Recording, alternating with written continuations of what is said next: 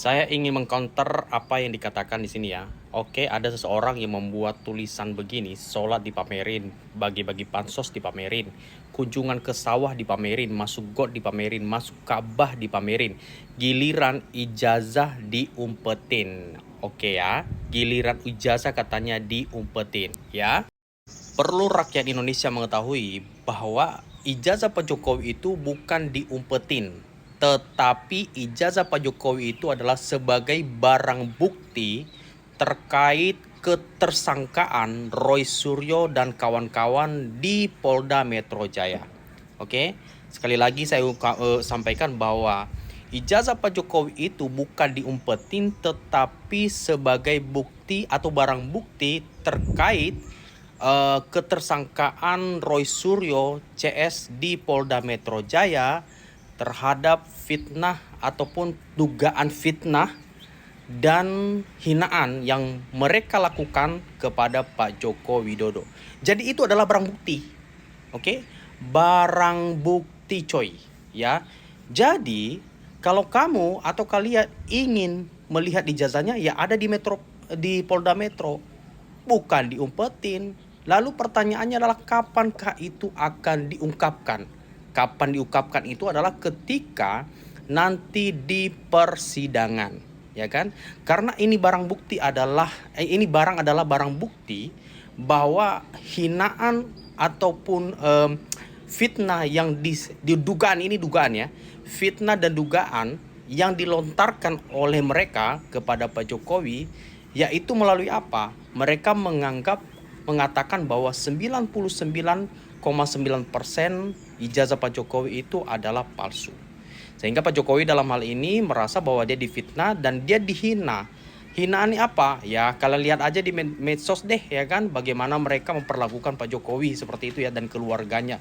Jadi Pak Jokowi merasa dihina gara-gara apa? Gara-gara tuduhan 99,9% bahwa ijazah itu adalah palsu. Jadi sekali lagi saya sampaikan bahwa ijazah itu ada di Polda Metro Jaya. Oke, lalu pertanyaannya adalah kenapa kok nggak bisa dibuka? Ya bagaimana ceritanya? Udah dibuka kok. Pada waktu itu kan sudah ada gelar perkara. Benar nggak? Sudah ada gelar perkara. Oke, dan namanya barang bukti tidak akan mungkin diumbar-umbar coy di media sosial atau dipinjamkan begitu ya kan? Kenapa? Ini dia.